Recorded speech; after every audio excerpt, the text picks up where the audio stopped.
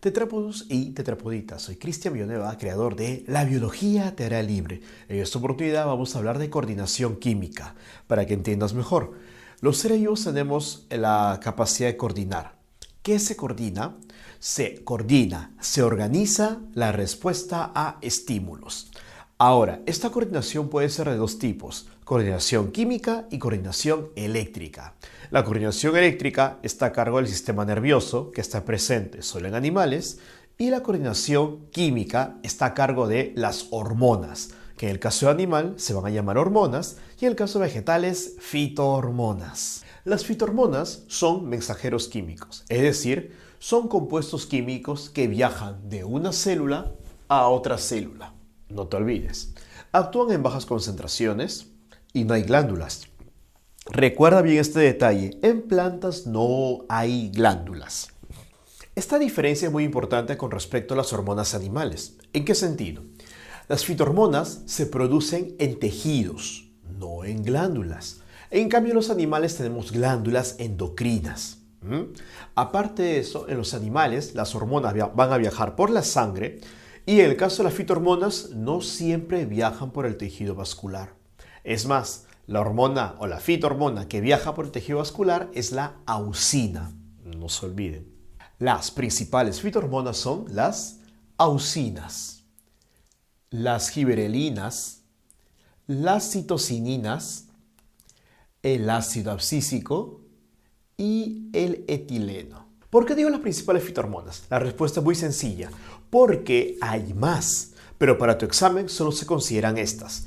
Otras fitohormonas, por ejemplo, son los brasinosteroides y los fitocromos, pero no vienen.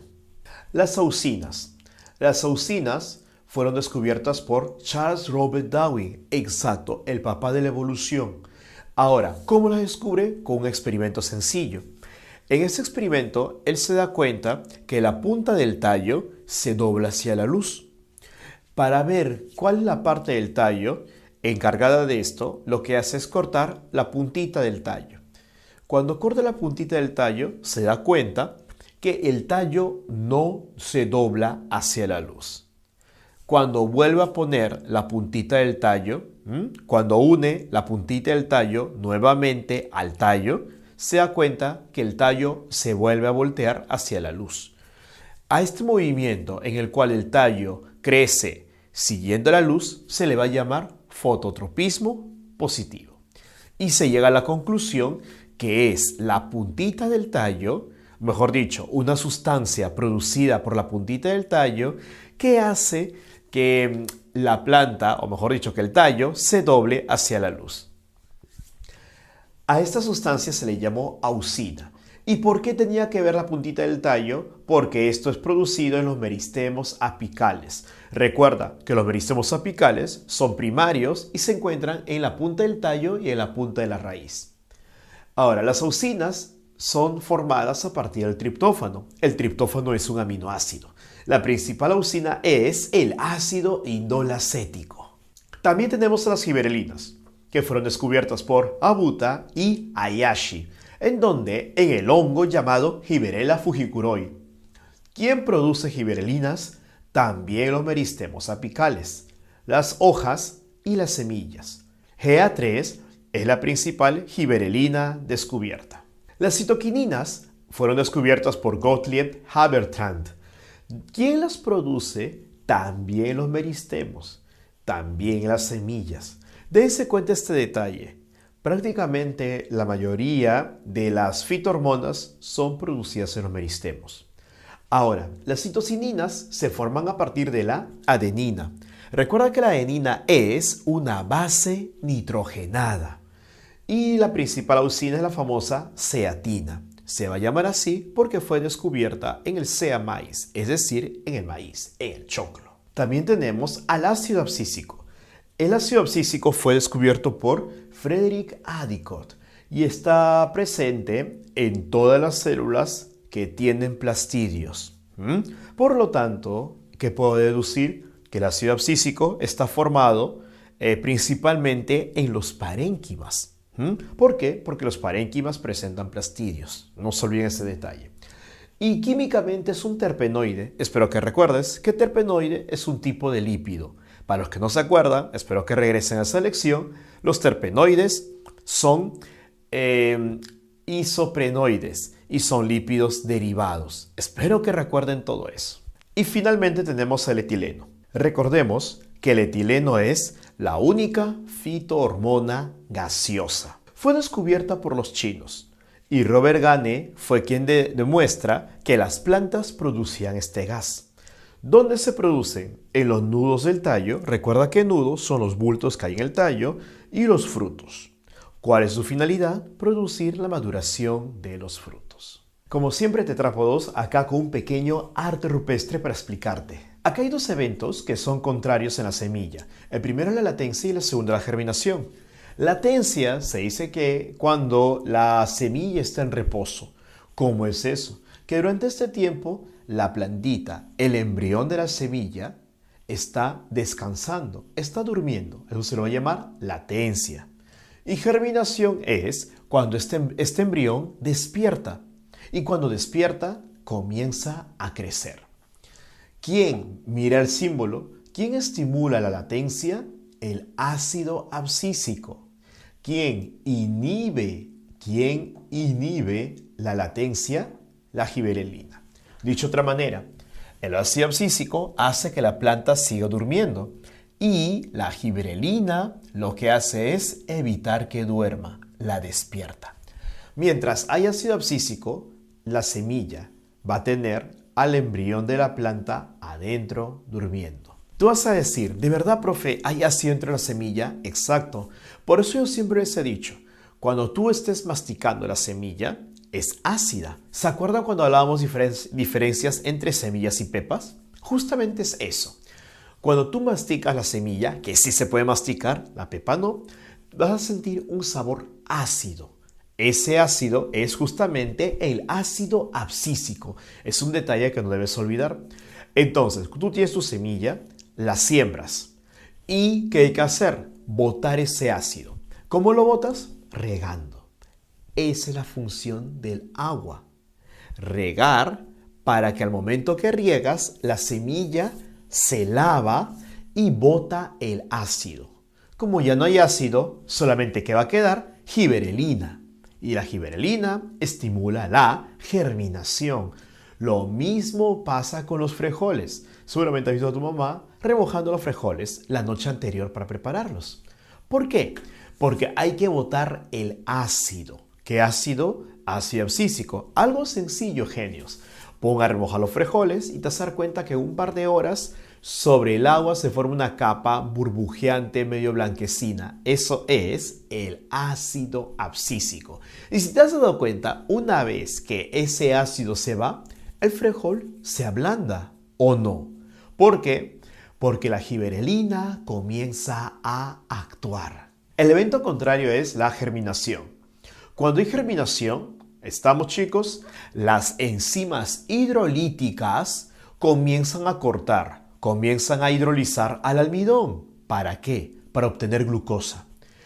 ¿Quién estimula este proceso? La gibberelina. ¿Quién lo inhibe? El ácido abscísico. Para que entiendas más, cuando ves esta flecha en punta con el positivo al lado, quiere decir estimula. Cuando veas esta flecha roma con el negativo, significa que inhibe. ¿Qué más tienes que recordar? Mira, tetrápodo. La latencia y germinación entonces son eventos contrarios. Latencia dormir, germinación despertar. La gibberelina estimula la germinación porque estimula la síntesis de enzimas hidrolíticas. Enzimas que van a romper, enzimas que van a hidrolizar al almidón. ¿Para qué? Para obtener glucosa y hacer que la planta se despierte. Una vez que la planta despierta, lo que tiene que hacer es crecer. Una vez que la planta germina, lo que tiene que hacer es crecer. Y esto es complicado, porque por lo menos hay 3 fitohormonas que estimulan el crecimiento. IAA, el ácido inolacético, GA3, gibberelinas y las famosas citocininas. Pero un detalle que no tienes que olvidar. Si te vinieran las tres en el examen y te preguntan cuál es la que estimula el crecimiento, tienes que poner auxinas o ácido indol acético, IAA. Ya chicos, siempre nosotros damos por sobreentendido que el ácido indol acético es la fitohormona del crecimiento.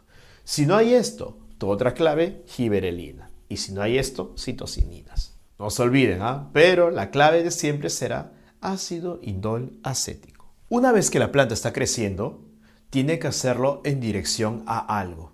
El tallo crece hacia arriba, dirigiéndose a la luz, y la raíz crece hacia abajo, alejándose de la luz. A este crecimiento en respuesta a algo se lo va a llamar tropismo. El tallo crece hacia arriba, siguiendo la luz. Por lo tanto, para el tallo es fototropismo positivo. La raíz crece hacia abajo, alejándose de la luz. Eso va a ser fototropismo negativo. ¿Por qué negativo? Porque se aleja de la luz. ¿Por qué positivo? Porque se acerca a la luz.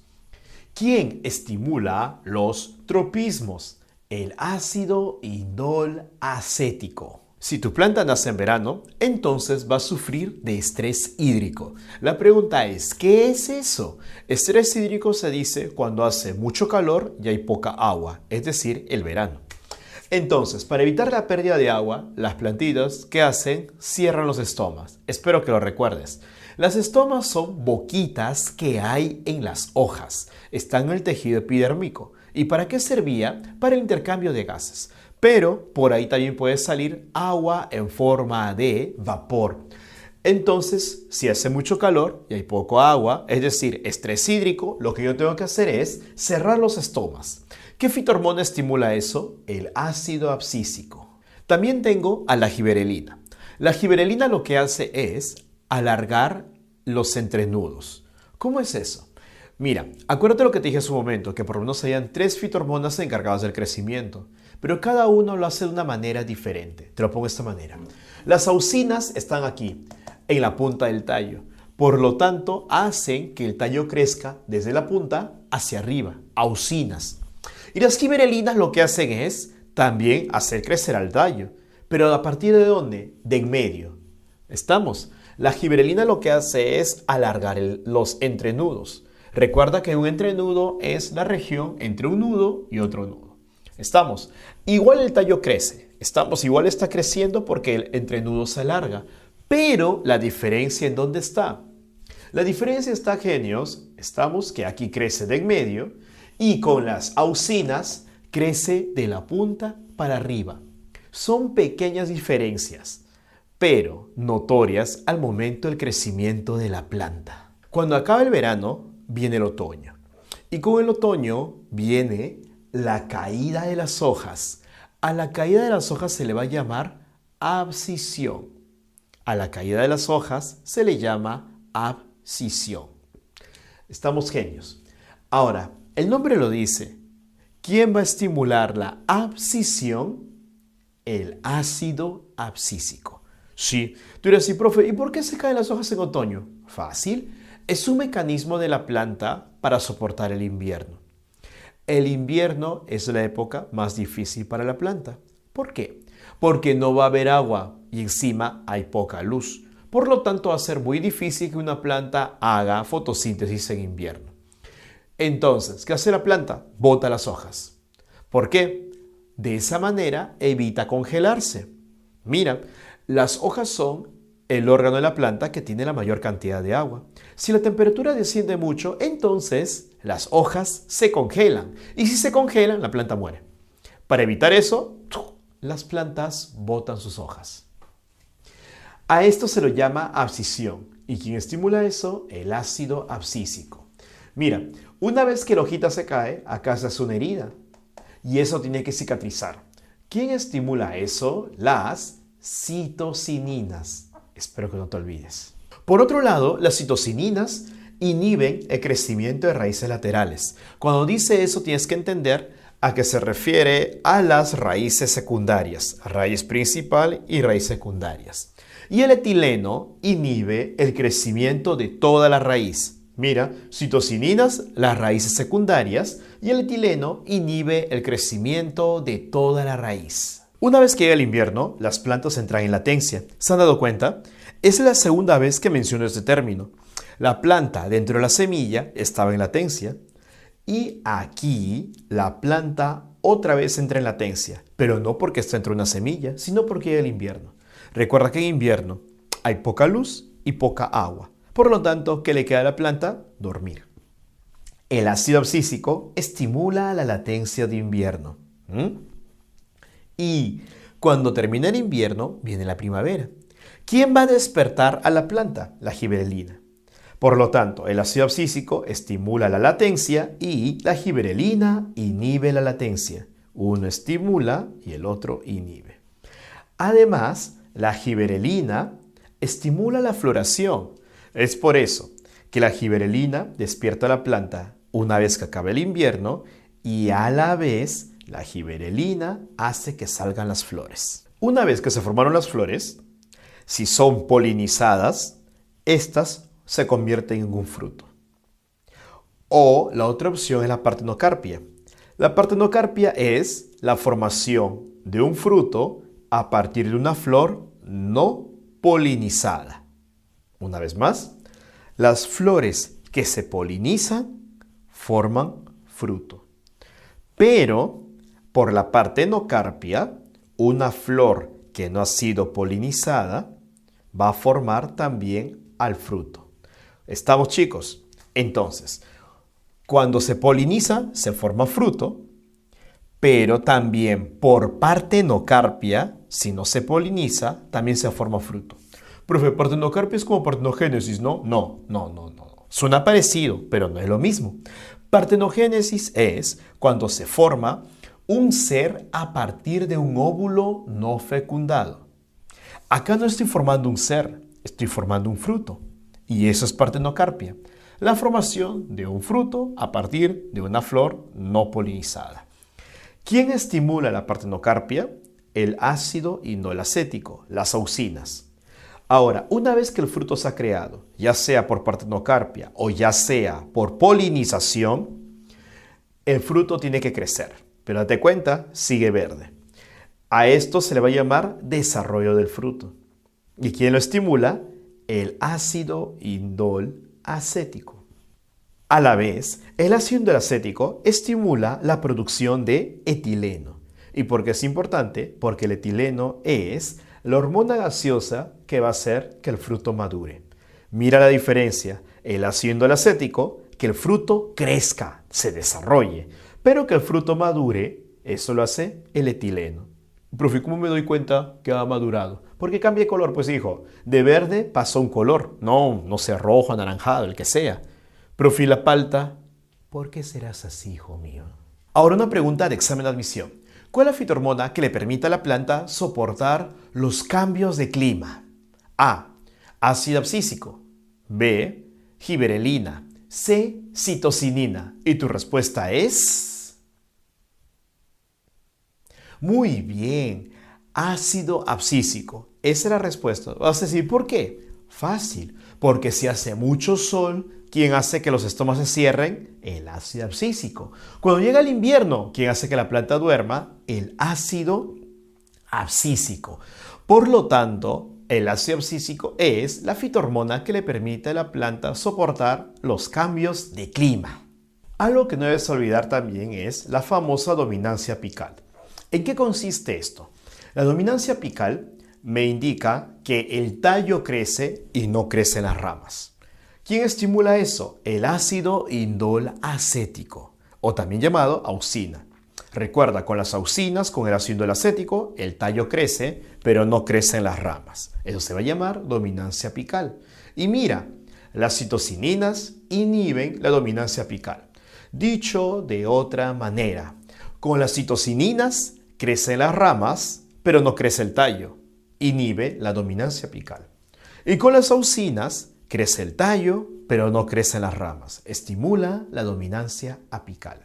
Otra función de las auxinas, que también ya ha venido en examen de admisión, es que tienen acción herbicida. Sí, como las auxinas aceleran el crecimiento, Entonces, una planta puede producir auxinas que de alguna manera hacen que las malas hierbas que crecen a sus lados mueran. Pero la pregunta es, ¿por qué van a morir? Porque las auxinas aceleran el metabolismo de estas malas hierbas, a tal punto que no pueden sobrevivir porque les va a faltar alimento y de esa manera las malas hierbas mueren. La transcripción es el proceso por el cual se sintetiza ARN. Se crea ARN copiando una cadena de ADN. Ahora, la transcripción va a ser, mira el símbolo, estimulada por el ácido indolacético, también llamado auxinas. Las citocininas también estimulan la transcripción. Pero ¿quién lo inhibe? El ácido abscísico. Ahora, ¿por qué ocurre esto? Tú necesitas ARN porque esto luego se utiliza como molde para crear proteínas. Como las auxinas y las citocininas estimulan el crecimiento, para crecer se necesitan más proteínas y justamente por eso es que las auxinas y las citocininas estimulan la transcripción para producir más proteínas para que la planta crezca. En cambio, como el ácido abscísico hace que la planta duerma, entonces detiene la transcripción para que no se formen más proteínas, porque recuerda que la planta está durmiendo, no las necesita. Y otra que siempre viene es la senescencia. Se dice senescencia cuando la planta envejece. Senescencia, senectud, senil, viejo. ¿Quién estimula esto? El etileno. ¿Ya? ¿Y quién lo evita? Las citocininas. Por lo tanto, a las citocininas se le va a llamar la fitohormona de la juventud. ¿Por qué? Porque inhibe, evita el envejecimiento. Además, tienes que recordar que el etileno produce el pardeamiento de la pulpa. ¿Qué es eso? Cuando tú comes una manzana, te has dado cuenta que cambia de color. Es el pardeamiento. ¿Y por qué ocurre? Por el etileno. Lo mismo pasa con todos los frutos. Lo que pasa es que la manzana es mucho más notorio y también el plátano. Tetrápodos y tetrapoditas. Ahora vamos a hablar de las hormonas animales. Las diferencias con las fitohormonas u hormonas vegetales son bien marcadas. Recuerda que las hormonas animales se forman en glándulas, las fitohormonas en tejidos. Otro detalle es que las hormonas animales viajan por la sangre. En cambio, las fitohormonas no siempre viajan por el tejido vascular. Otro detalle, escucha, que las hormonas actúan sobre un órgano o tejido o célula en particular, no sobre todo el cuerpo. A eso se lo va a llamar órgano, tejido o célula diana. En cambio, las fitohormonas actúan sobre toda la planta. Por eso las fitohormonas tienen efecto pleiotrópico. La coordinación química en los animales está a cargo del sistema endocrino. ¿Por qué es importante? Porque mantiene la homeostasis. Recuerda que la homeostasis es el equilibrio interno y permite al animal responder a estímulos, tanto externos como internos. Pero, ¿qué es una hormona? Una hormona es un mensajero químico. ¿Se acuerdan en su momento? Es un compuesto químico formado en una célula que viaja en la sangre hasta otra célula. ¿Ya, chicos? Eso es una hormona. Ahora, actúan en bajas concentraciones. Y recuerda que a diferencia de las fitohormonas que actuaban en toda la planta, las hormonas animales actúan sobre los órganos, tejidos o células diana. Órgano diana es el órgano sobre el que actúa la hormona. Tejido diana, el tejido sobre el que actúa la hormona. Célula diana, la célula sobre la que actúa la hormona. Viajan por la sangre, ya está más que claro, te lo voy diciendo a cada rato, y se regulan por retroalimentación. Esto lo voy a explicar porque esto también ya ha venido. Ahora, ¿cuál es la estructura de las hormonas? Las hormonas pueden ser aminas. ¿Por qué se llaman así? Porque son derivadas de aminoácidos. En este caso, estas de aquí se forman a partir de la tirosina con S. La tirosina con S es un aminoácido. ¿Y qué hormonas se forman de la tirosina? La T3 y la T4. Y aquí viene el detalle. La T4 es la tiroxina con X. Tiroxina. ¿Estamos? La tiroxina se forma a partir de la tirosina. Sí, es un drama. Una vez más, la tiroxina, que es la T4, se forma a partir de la tirosina. También la dopamina y las catecolaminas. Espero que recuerdes. ¿A qué se le llama catecolamina, profe?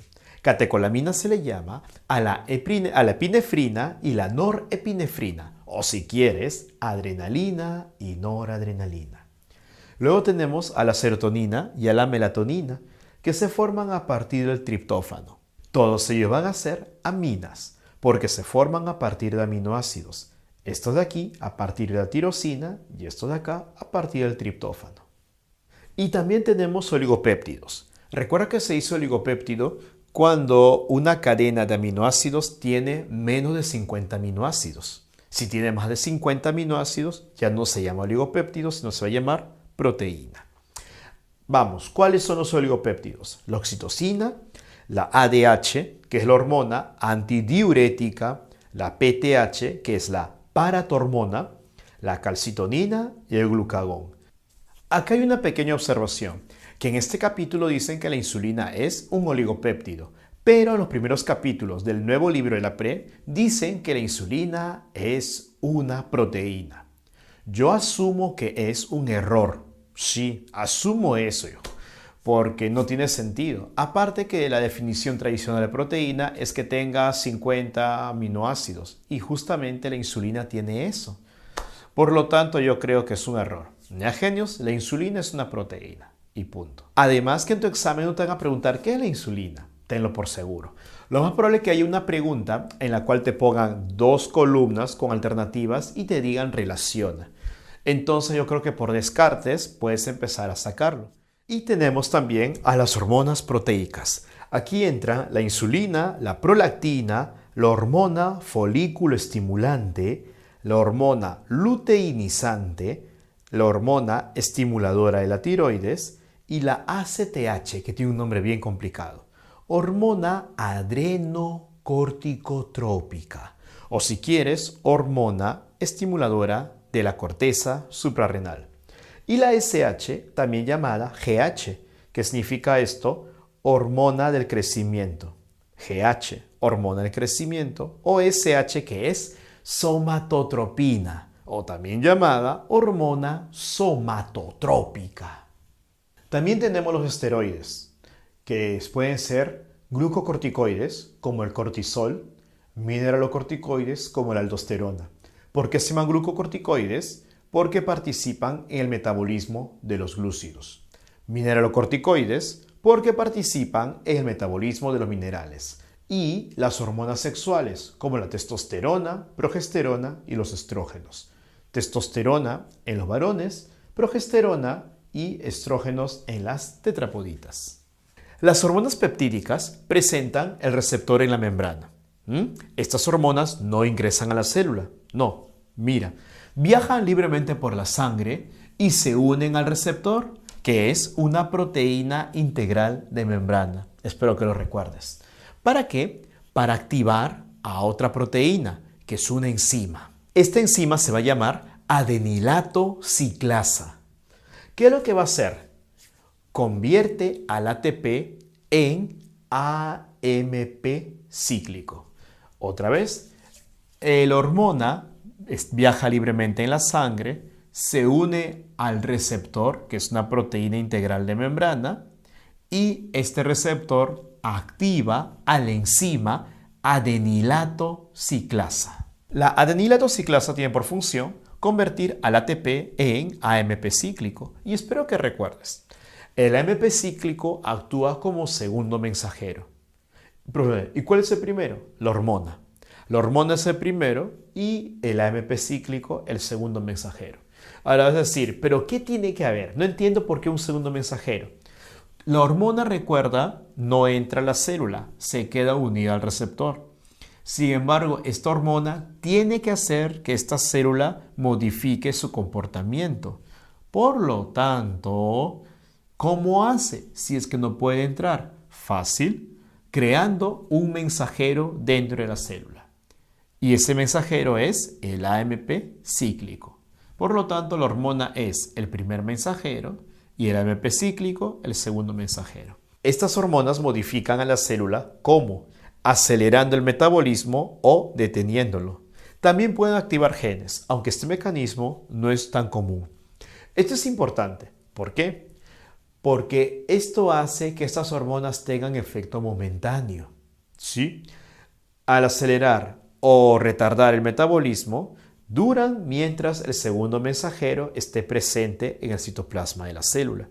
Una vez que el segundo mensajero desaparece, el efecto de esta hormona desaparece sobre la célula. Recuerda que este era el mecanismo de acción de las hormonas peptídicas. Cuando digo peptídica, me refiero a oligopéptidos y a proteínas. Ahora vamos a ver a las hormonas que tienen el receptor en el citoplasma. Primera diferencia con las hormonas anteriores, que estas hormonas son esteroideas, hormonas esteroideas. Las anteriores eran peptídicas y no viajan libremente en la sangre. No, porque son grasas. Los esteroides son grasas. Entonces tienen que viajar unidos a una proteína llamada globulina. Una vez que llegan a la célula diana, van a atravesar la membrana. ¿Viste? Otra diferencia. Las hormonas esteroideas atraviesan la membrana y luego se unen con el receptor. Pero este receptor no es una proteína integral, como en el caso anterior, sino es una proteína soluble, una proteína que está dentro del citoplasma. Se une y una vez este complejo receptor-hormona ingresa al núcleo. ¿Para qué? Para activar genes. Y este es otro detalle que es importante. Como activa genes, estas hormonas tienen un efecto duradero. Porque van a durar mientras estén pegadas al ADN. Y eso puede durar mucho, mucho, mucho tiempo. Recuerden los genios. Hormonas esteroideas son, por ejemplo, las hormonas sexuales. Testosterona en los machos, estrógenos y progesterona en las hembras. Por ejemplo, cuando se capa un toro, automáticamente no ablanda su carácter. No. ¿Por qué? Porque todavía tiene testosterona residual y acuérdate que todavía la hormona testosterona va a estar unida al ADN de sus células por al menos unas 4 o 5 semanas. Pasado ese tiempo ya el carácter del toro comienza a ablandarse. ¿Vieron? En el caso de los humanos había justamente la castración, en la cual se extirpaban los testículos. El punto es esto. ¿Automáticamente ablandaba el carácter del hombre? No. Tiene que pasar una semana o 2 o 3. ¿Por qué? Porque recuerden que la testosterona queda pegada al ADN de los núcleos de las células. Entonces, hasta que se despegue puede tomar todo este tiempo. ¿Ya, genios? Vamos a hablar ahora de cómo se regula el famoso feedback negativo. Esto acá es sencillo, pero igual hay que explicarlo bien para que se entienda mejor. Tetrápodos. Miren, nuestras medidas básicamente no son exactas, sino actuamos en rangos. ¿Ya? Se clasifican en rangos. Es decir, hay un límite superior y hay un límite inferior. Pasado de eso ya es dañino. Ejemplo, el pH, la temperatura, no son exactas, sino son rangos. ¿Ya, genios? Miren, vamos a coger el calcio, que es un ejemplo muy sencillo. Si el calcio sube demasiado, hay un exceso de calcio, entonces, ¿qué ocurre? Se forma poca hormona paratormona, ¿ya? Poca hormona paratiroidea. El exceso de calcio inhibe la formación de la hormona paratiroidea. ¿Por qué? Porque la hormona paratiroidea estimula la absorción de calcio. Y no tiene sentido absorber más, porque ya hay mucho calcio. Entonces, como ya no hay o disminuye la formación de hormona paratiroidea, el calcio disminuye en la sangre. Si cae mucho, la falta de calcio estimula la formación de hormona paratiroidea. Recuerda que esta hormona estimula la absorción de calcio. Por lo tanto, genios, al haber más hormona paratiroidea, el calcio sube.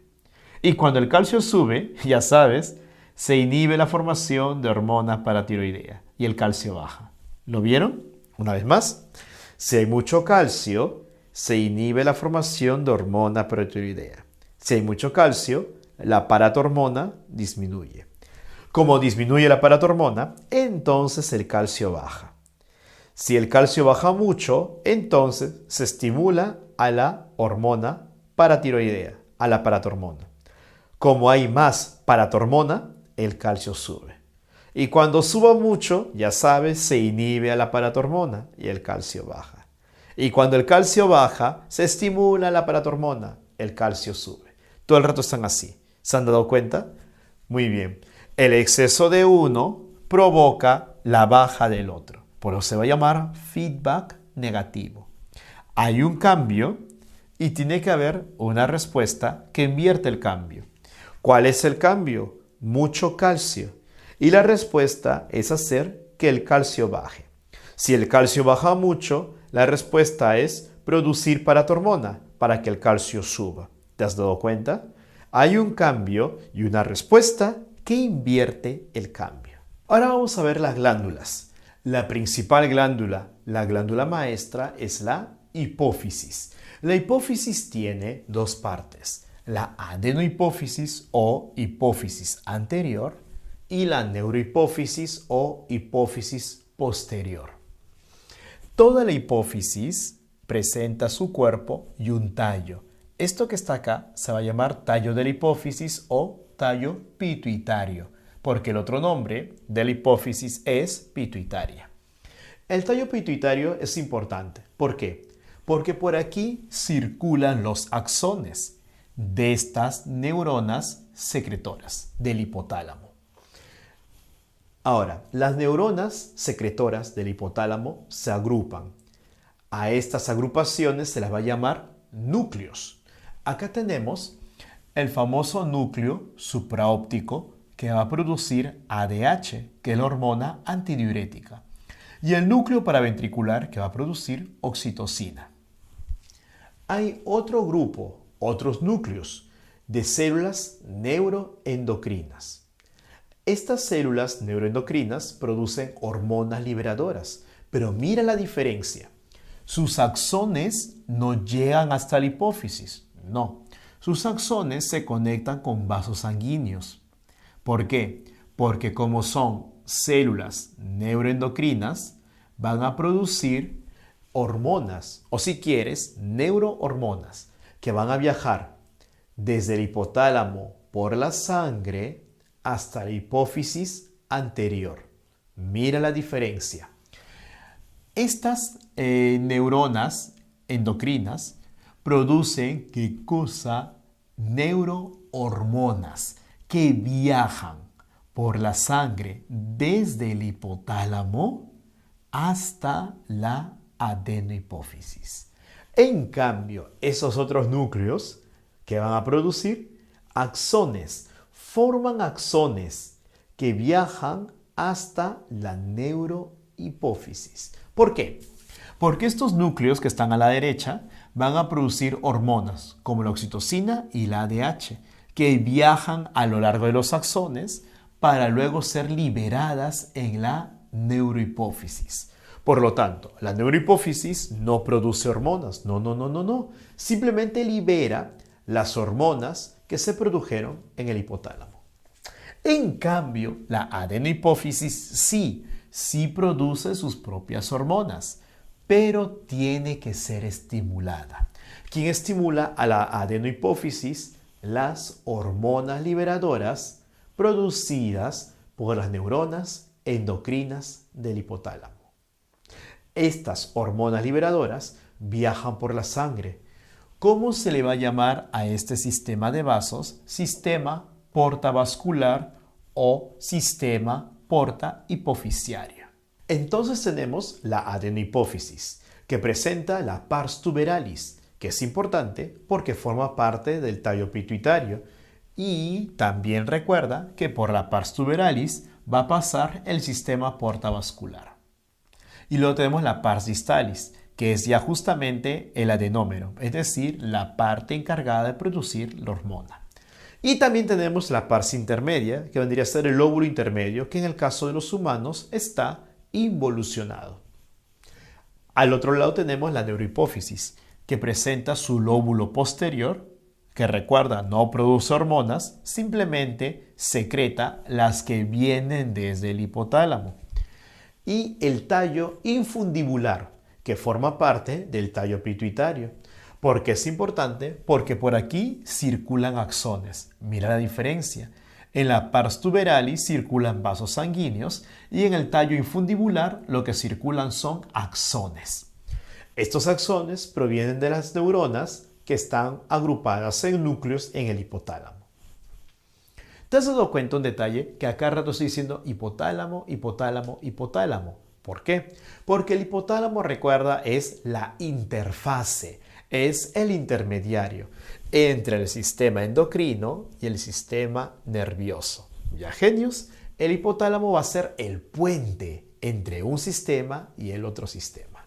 Ahora tenemos la hormona del crecimiento, también llamada GH, del inglés Growth Hormone, o también SH, que es la hormona somatotrópica o simplemente somatotropina. ¿Qué es lo que hace? Alarga el cartílago metafisiario. El cartílago metafisiario se encuentra entre la diáfisis y la epífisis y su función justamente es convertirse en hueso. Pero antes de convertirse en hueso, esto se alarga y mientras más se alargue, más puedes crecer. Además, esta hormona estimula el anabolismo de proteínas. Anabolismo, recuerda, significa síntesis, la síntesis de proteínas. ¿Por qué? Porque si vas a crecer necesitas más proteínas. Y esta hormona también es hiperglucemiante, es decir, eleva el azúcar en la sangre. Ahora, hay 3 trastornos relacionados con la hormona del crecimiento. Uno es el enanismo, el otro el gigantismo y el otro es la acromegalia. Las diferencias entre ellas son bien notorias.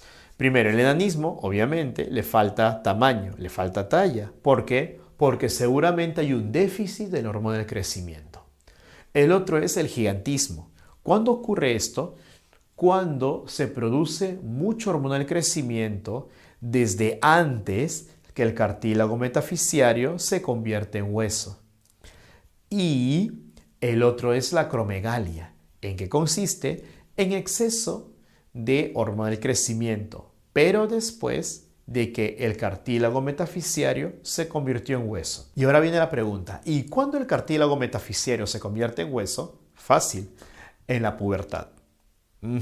Es por eso que las tetrapoditas, más o menos un par de años después que le viene su menstruación, dejan de crecer.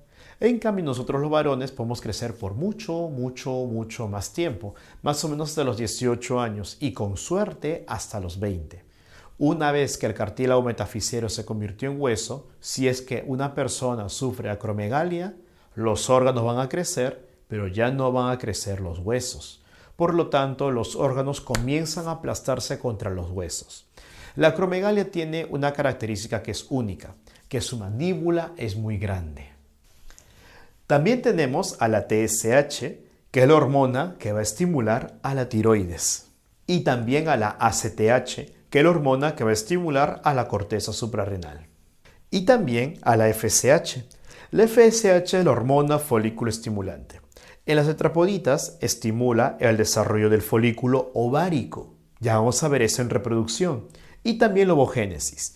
La ovogénesis es el proceso por el cual se van a producir óvulos.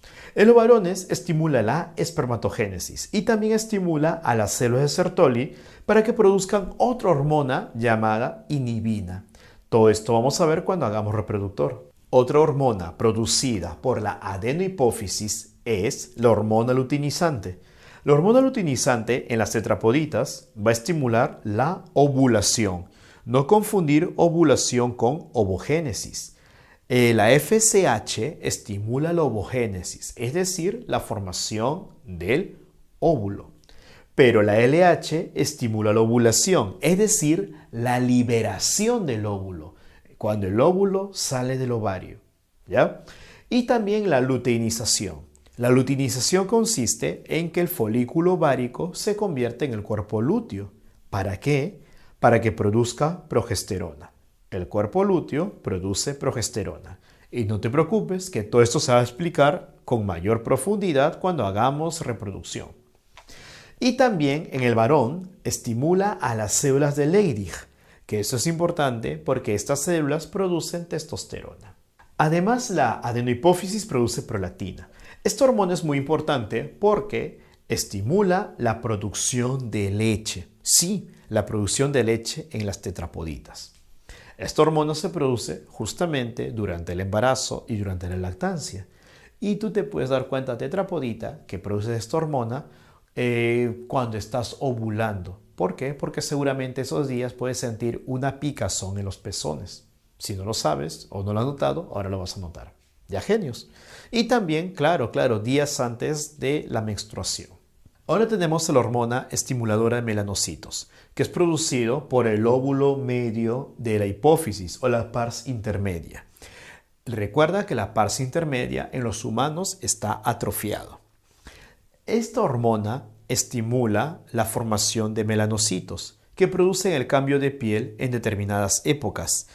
Y quizás también produzca el celo en vertebrados primitivos. Sí, ¿ya tetrápodos? Ahora vamos con las hormonas secretadas por la neurohipófisis. Recuerda una vez más que la neurohipófisis no produce hormonas, simplemente libera las hormonas producidas por el hipotálamo. La primera es la hormona antidiurética.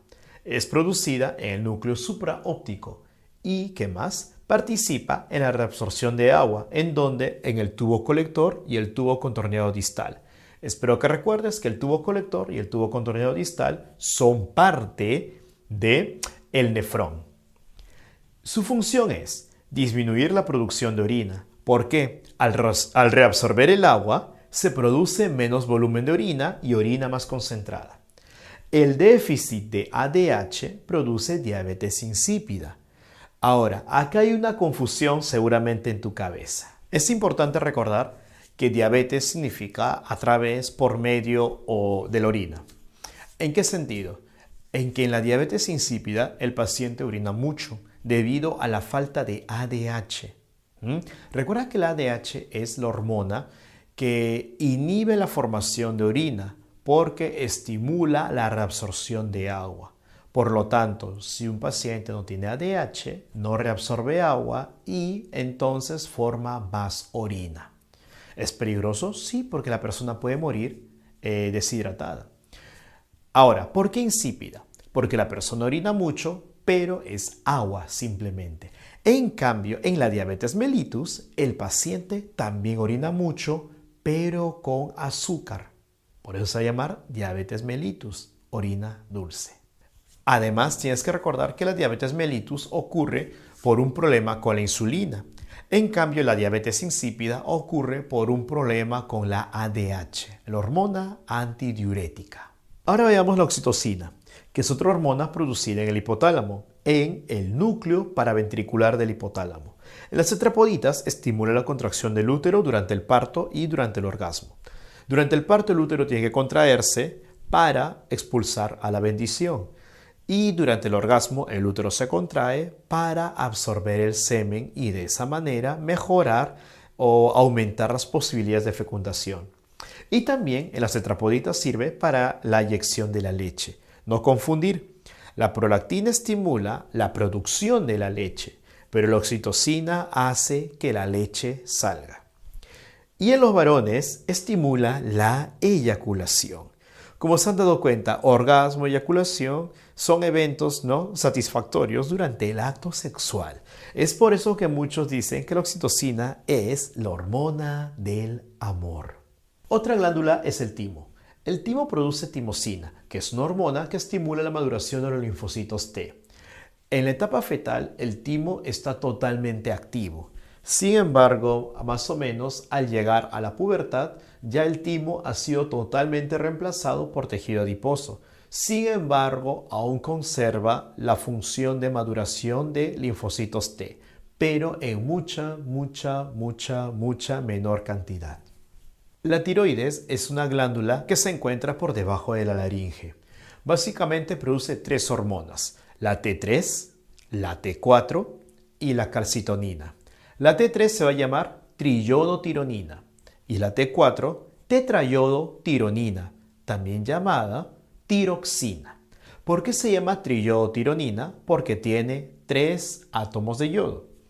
¿Por qué se va a llamar tetrayodotiranina? Porque tiene 4 átomos de yodo. Ahora, el estímulo para producir estas hormonas es el frío, el estrés, el hambre, etc. Todo eso actúa sobre el hipotálamo. El hipotálamo va a estimular a la hipófisis, a la adenohipófisis.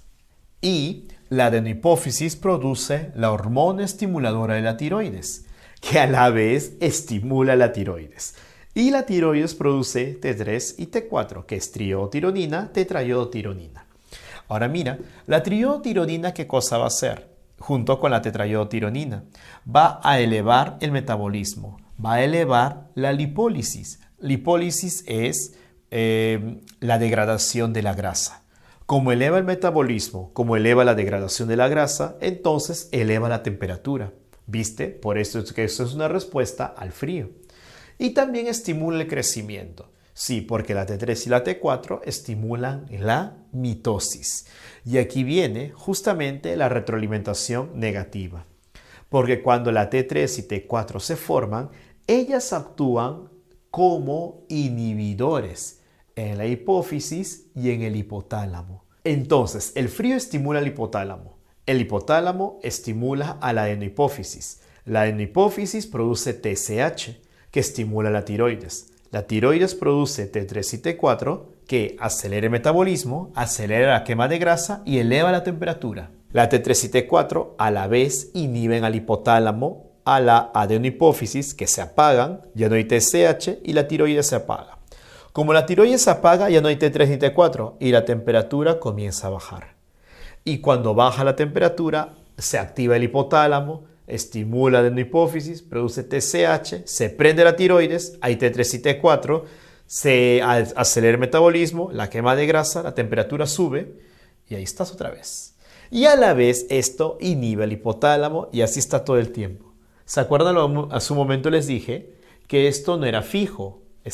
Era ¿qué cosa, genios? Rangos. La temperatura estaba en rangos.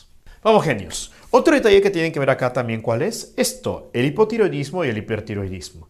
El hipotiroidismo ocurre cuando hay un déficit de T3 y T4 e hipertiroidismo cuando hay exceso de T3 y T4. El hipotiroidismo, si ocurre en niños, va a producir cretinismo, que es un retardo mental ligero y un retardo en el crecimiento. Recuerda que la T3 y la T4 estimulaban la mitosis, por lo tanto, si falta T3 y T4, recuerda esto, va a haber un retardo en el crecimiento. Aparte de que la T3 y T4 también participan en la maduración del sistema nervioso, por lo tanto, si falta T3 y T4, el niño va a tener un retraso mental ligero, eso se le va a llamar cretinismo.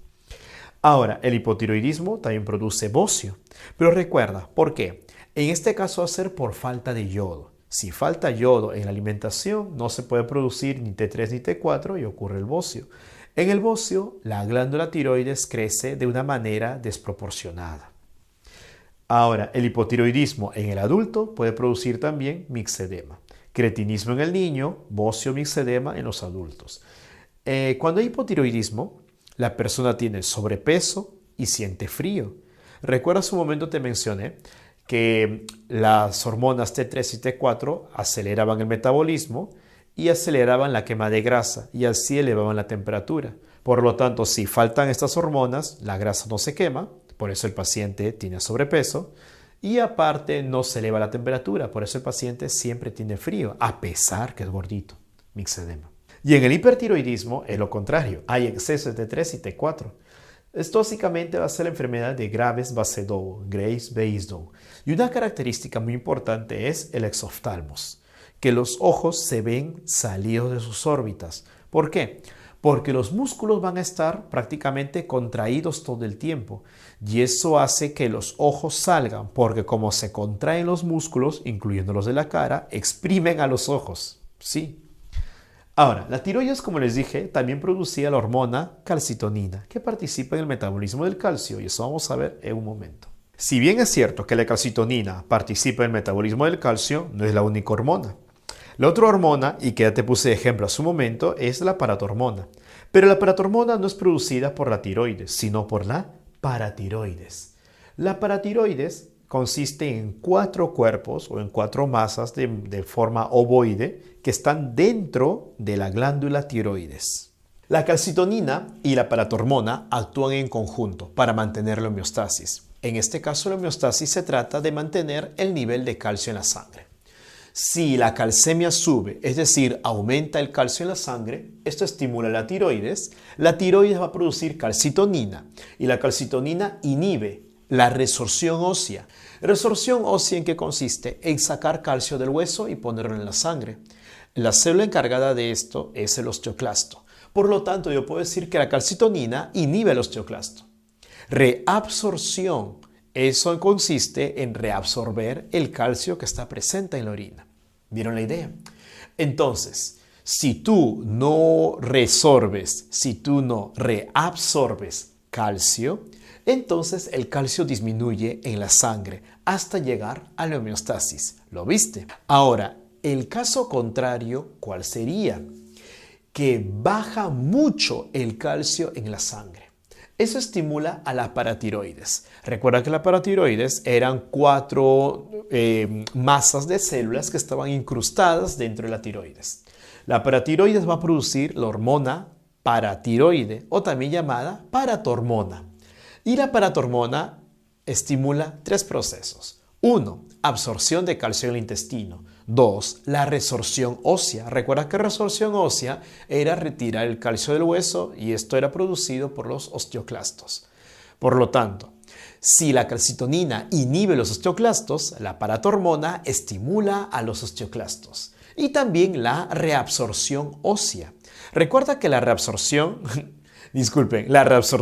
en el riñón.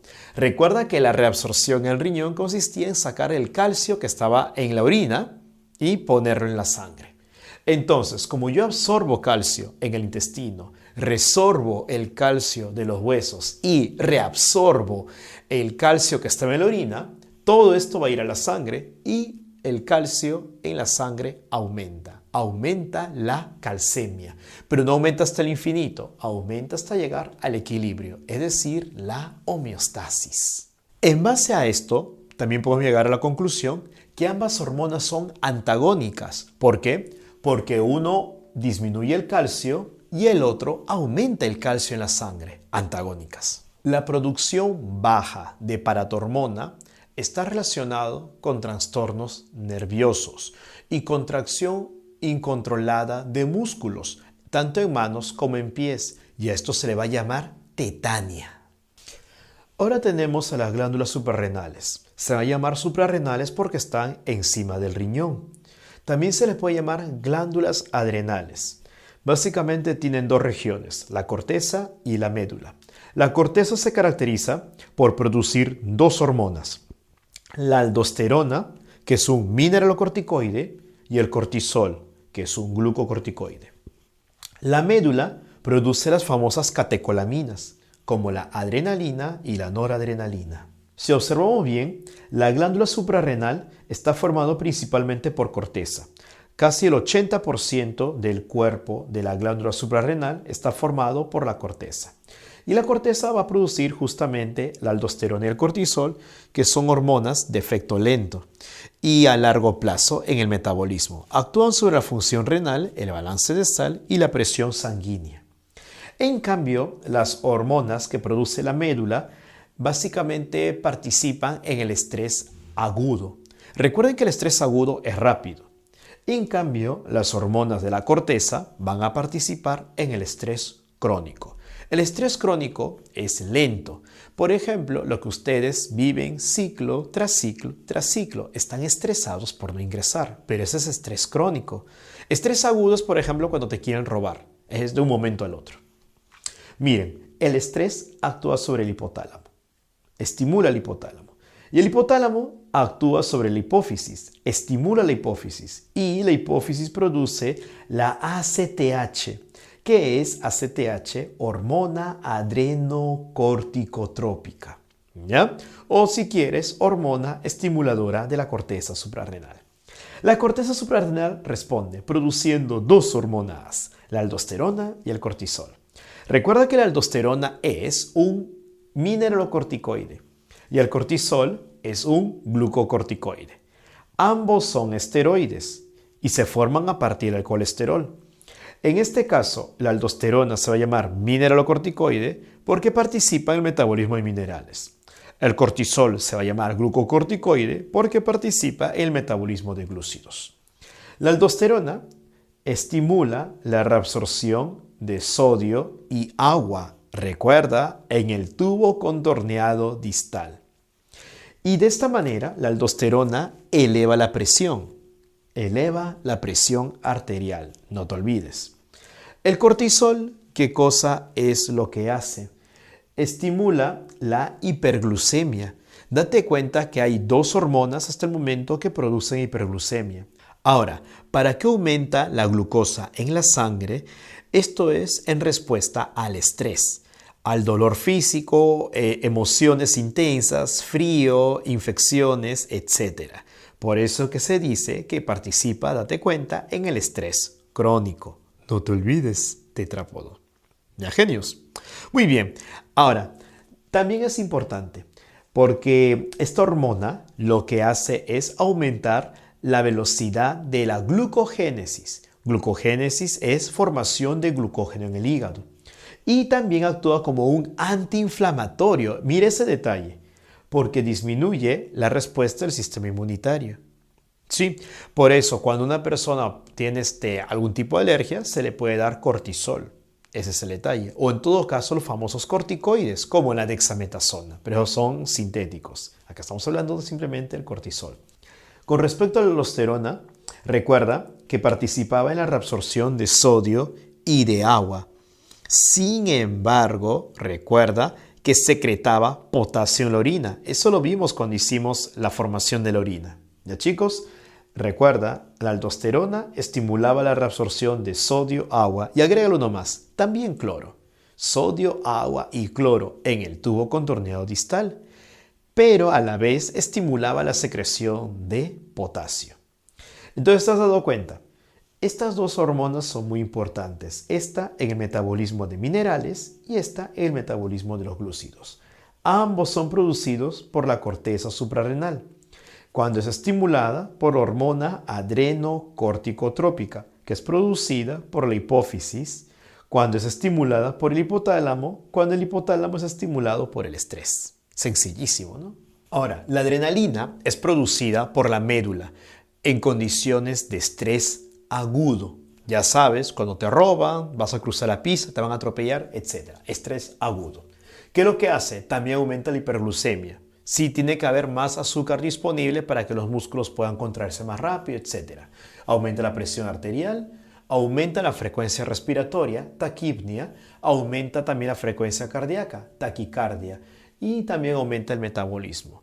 Además de esto, hay que recordar que también dilata los bronquios y también dilata la pupila. Es decir, te prepara ya sea para correr o ya sea para pelear, lucha o huida. Adrenalina. También tenemos al páncreas, que cuenta con 1 o 2 millares de islotes de Langerhans. Espero que recuerdes cuando hicimos digestivo, que el páncreas era una glándula anficrina, porque tenía una porción exocrina y una porción endocrina. La porción exocrina produce jugo pancreático y la porción endocrina, que son los islotes de Langerhans, producen hormonas. Ahora, las células alfa producen glucagón. Las células beta producen insulina. Y recuerda nuevamente que el glucagón y la insulina son antagónicos, es decir, que tienen efectos contrarios. Y las células delta van a producir somatostatina. Ahora vas a decir, profe, ¿pero por qué? ¿Cómo es que tienen efectos antagónicos? Fácil. El glucagón aumenta la glucosa en la sangre y la insulina disminuye la glucosa en la sangre. Como se dan cuenta, la insulina y el glucagón son hormonas antagónicas. Una va a bajar el azúcar en la sangre y el otro va a subir. Pero ¿hasta dónde hay que subir? ¿Hasta dónde hay que bajar? Hasta la homeostasis. La homeostasis es 90 miligramos de glucosa por cada 100 mililitros de sangre. Si el nivel aumenta, aumenta la glucemia. Glucemia es el azúcar en la sangre. Si aumenta la glucemia, esto estimula el páncreas. El páncreas produce insulina y la insulina actúa sobre el hígado y los tejidos. Por eso decimos que el órgano blanco de la insulina es el hígado. El páncreas produce insulina, pero la insulina actúa sobre el hígado. ¿Qué es lo que hace eso con estos órganos? Estimula que ellos capten glucosa, es decir, que capturen la glucosa que hay en la sangre. ¿Por qué? Porque hay mucha glucosa. En el hígado, la insulina estimula la glucogénesis. Glucogénesis es la formación de glucógeno. Como hay exceso de glucosa, se almacena como glucógeno. Entonces, como empiezan a capturar la glucosa en la sangre disminuye, baja la glucemia. Pero ya sabes, no baja hasta cero, sino hasta la homeostasis, que es 90 miligramos por cada 100 mililitros de sangre. Ahora, si baja mucho la glucosa, es decir, disminuye la glucemia, eso también estimula el páncreas. Y el páncreas va a producir glucagón. El glucagón actúa sobre el hígado. Nuevamente, el páncreas produce glucagón y el órgano diana, el órgano blanco del glucagón, es el hígado. En el hígado, ¿qué estimula el glucagón? La glucogenólisis, es decir, la hidrólisis, es decir, la ruptura del glucógeno. ¿Se dan cuenta? La insulina estimula la formación de glucógeno y el glucagón estimula la ruptura del glucógeno. Ahora, una vez que el glucógeno se rompe, cada pedacito, es decir, cada glucosa que se libera de la ruptura del glucógeno va a la sangre. Y eso hace que la glucosa, eso hace que el azúcar en la sangre aumente. Eso se va a llamar glucemia. Aumenta la glucemia. Pero recuerda, no aumenta hasta el infinito, sino hasta llegar a la homeostasis. Uno se encarga de subir y el otro se encarga de bajar. Sencillísimo, genios. En la insulina y el glucagón, entonces, ¿qué son? Antagónicas. Y está bien claro. Y la somatostatina se encarga de regular a las dos hormonas. Ahora, ¿sobre qué tejidos actúa la insulina? Básicamente sobre el tejido muscular y sobre el tejido adiposo. ¿Ya mis tetrápodos? Y en el hígado, ¿cuánto se va a almacenar? Más o menos unos 75 gramos de glucógeno. Es bastante, no pareciera. Más o menos te da como para aguantar unas 12 horas sin comer, que es más o menos el tiempo que dormimos. Bueno, la gente que duerme. Enfermedades relacionadas al metabolismo de la glucosa son las diabetes. Básicamente hay dos, la diabetes mellitus del tipo 1 y la diabetes mellitus del tipo 2. A la diabetes mellitus del tipo 1 se le va a llamar diabetes juvenil, porque estas personas nacen diabéticas. Y la diabetes del tipo 2 se le va a llamar diabetes adulta, porque es producida por los malos hábitos alimenticios. Entonces, en base a lo que te voy explicando, queda claro que las personas que son obesas y se vuelven diabéticas van a ser diabéticos del tipo 2. La diabetes del tipo 1 es insulino dependiente. Estas personas nacen con diabetes debido a que no producen insulina o en todo caso producen muy poco. En cambio, la diabetes del tipo 2 es una diabetes insulino resistente, porque el problema no es que no produzcan insulina, no. El problema es que su cuerpo no responde a la insulina. Entonces, ¿cómo se puede tratar el diabético del tipo 1? Sencillo, inyectándose insulina, porque no lo produce. En cambio, el diabético del tipo 2, si bien es cierto que inyectándose insulina puede mejorar un poco, aunque su cuerpo recuerda que no responde, el tratamiento más eficaz es la dieta. Sí, la dieta. Si controla su alimentación, entonces no va a tener ninguno de estos problemas. ¿Vieron, genios? Entonces la pregunta es, tetrápodos y tetrapoditas, ¿a quién recuerda? ¿Quién va a tener problemas como consecuencia de la diabetes? Como quedarse ciego o incluso la amputación de las extremidades. ¿El diabético del tipo 1 o el diabético del tipo 2?